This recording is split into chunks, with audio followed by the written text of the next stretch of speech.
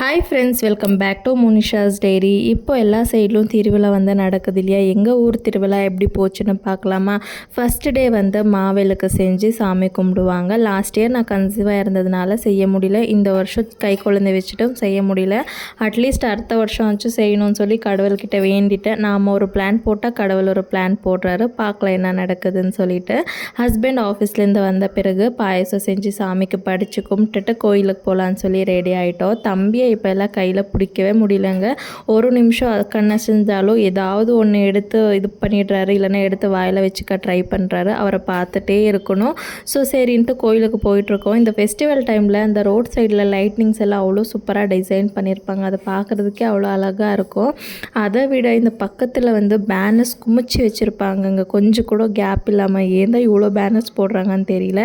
நாங்கள் கோயிலுக்கு போனதே நெக்ஸ்ட் டே வந்து தேர், அதுக்கு டெக்கரேஷன் ஒர்க் எல்லாமே பார்த்துட்டு இருந்தாங்க. அது எல்லாமே கொஞ்சம் நேரம் பார்த்துட்டு நாங்களும் கோயிலுக்குள்ளே போயிட்டோம். கோயிலுக்குள்ளே கூட்டமாக தான் இருந்துச்சு. கொஞ்சம் பயந்துட்டே தான் போனேன். தம்பி கூட்டத்தை பார்த்து எங்கே அழுவானோன்னு சொல்லி. பட் அவனுக்கு இது புதுசாக இருந்ததுனால என்ஜாய் பண்ண ஸ்டார்ட் பண்ணிட்டான். பாப்பாவால் அங்கே நிற்கக்கூட முடியலன்னு சொல்லி ஒரே அழுகை. ஹஸ்பண்ட் தான் அவளை தூக்கிட்டு கொஞ்ச நேரம் சமாதானம் பண்ணி சூப்பராக சாமியெல்லாம் கும்பிட்டுட்டு கரெக்டாக நாங்கள் வெளியே வரும்போது தான் எல்லா ஏரியாவிலேருந்தும் மாவிளக்கு செஞ்சு கொண்டு வந்துட்டு இருந்தாங்க. அதை வந்து அவ்வளோ சூப்பராக ரெடி பண்ணியிருந்தாங்க. பார்க்குறதுக்கே அவ்வளோ அழகாக இருந்துச்சு. கொஞ்ச நேரம் நின்று எல்லாமே வேடிக்கை பார்த்துட்டு அதுக்கப்புறமா ஷாப்பிங் பண்ண ஸ்டார்ட் பண்ணிட்டேன். இன்றைக்கி ஃபஸ்ட் டேன்றதுனால கடைங்களும் ரொம்ப போடல, கொஞ்சம் கம்மியாக தான் இருந்துச்சு. நாளைக்கு வந்து இன்னும் நிறைய கடைகள் போட்டிருப்பாங்க. அண்ட் பக்கத்து ரோட்டில் வந்து எக்ஸிபிஷன்ஸும் எல்லாம் போட்டிருக்காங்க. பட் எங்களால் அங்கே போக முடியல. நாளைக்காச்சும் போய் பார்க்கணுன்னு சொல்லி ஹஸ்பண்ட் கிட்ட சொல்லிட்டு இருந்தேன். ஸோ கொஞ்சம் பர்ஸு, ப்ராஸ்லெட், ஹேர் பேண்ட் இதெல்லாமே தான் பார்த்து நல்லா இருந்துச்சுன்னு சொல்லி அதை மட்டும் வாங்கிட்டு அதுக்கப்புறமா கரகாட்டம் இந்த வருஷம் புதுசாக அரேஞ்ச் பண்ணியிருக்காங்க. அது எங்களுக்கு தெரியல. டோல் அடிச்சிட்டு இருந்தாங்க. சரி, ஹஸ்பண்ட் வந்து ரொம்ப சவுண்டாக இருக்குது, சீக்கிரமாக வீட்டுக்கு போகலாமான்னு சொல்லி கூப்பிட்டுட்டு வந்துட்டாங்க.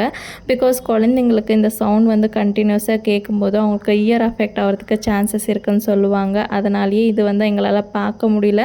ஃப்ரெண்ட்ஸ் தான் வீடியோ வந்து ஷேர் பண்ணியிருந்தாங்க. ஸோ இவ்வளோ தான் நான் குட்டியாக ஷாப்பிங் பண்ணிவிட்டு எவ்ரி வருஷம் மிஸ் பண்ணாமல் வளையலும் போட்டுட்டு வீட்டுக்கு ரிட்டர்ன் ஆகியாச்சு. பாப்பா ஐஸ்கிரீம் வேணும்னு சொன்னால் அவளுக்கும் வாங்கி கொடுத்துட்டு வீட்டுக்கு வந்தாச்சு. நாளைக்கு டே 2 எப்படி போச்சுன்னு பார்க்கலாம். வீடியோ பிடிச்ச லைக் பண்ணிவிட்டு சேனலை சப்ஸ்கிரைப் பண்ணிக்கோங்க. பாய்.